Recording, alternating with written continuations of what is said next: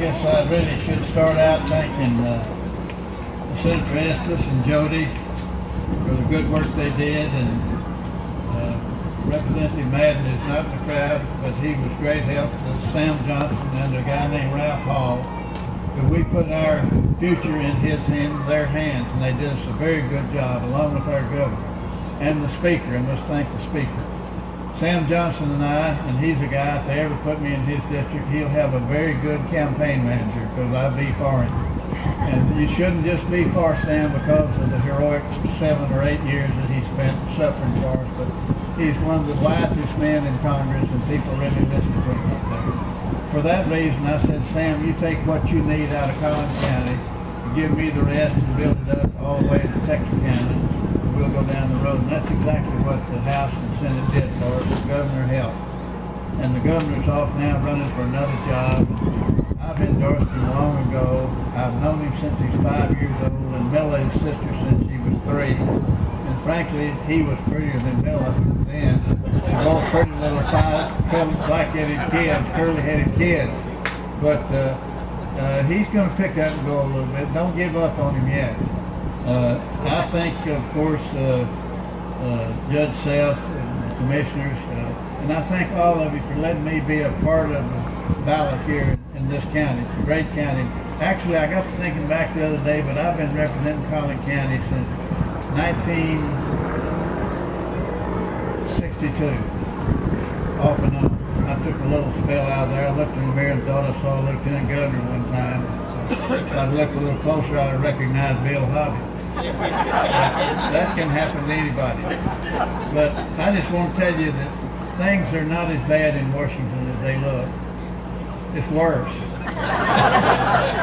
And now the president's asked us to be friendly with the Democrats, and the Democrats to be friendly with Republicans. It's about as hard for one as it is the other. But, you know, Mr. Rayburn one time had a young congressman come. He said, Mr. Sam, show me the Republican you don't like, and I'll just leave his house standing, and the chimney standing, and everything else will be burned to the ground. He said, wait a minute, son, wait a minute.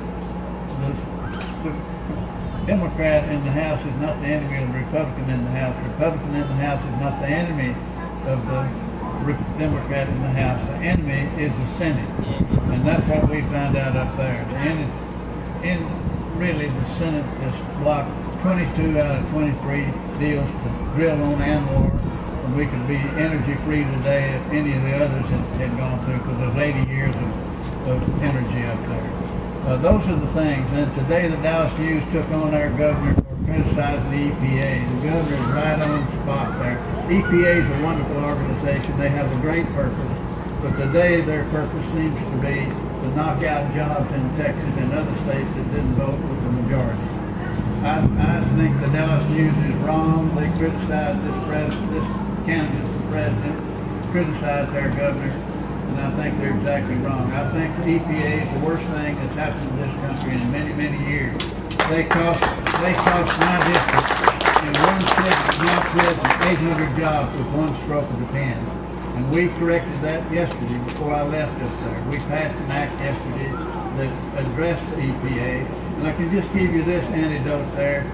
I chair the Committee on Science, Space, and Technology, and we had the #2 person in the Environmental Protection Agency office in Washington, D.C., or in the nation, #2 in the nation before.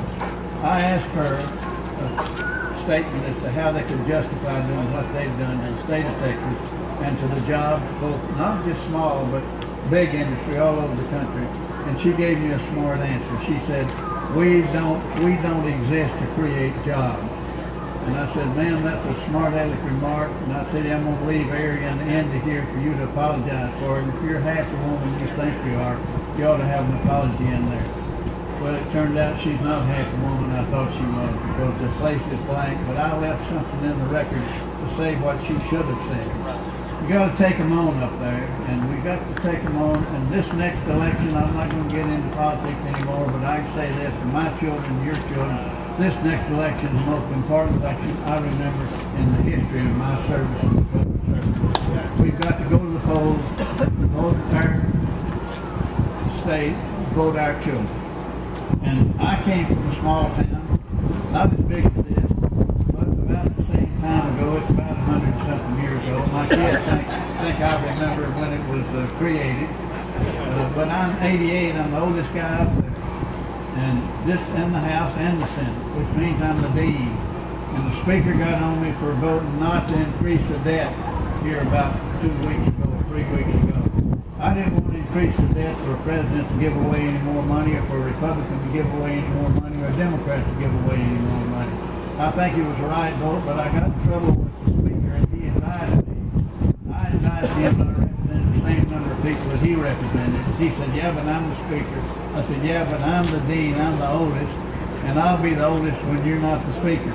I don't think I'll be the oldest chairman.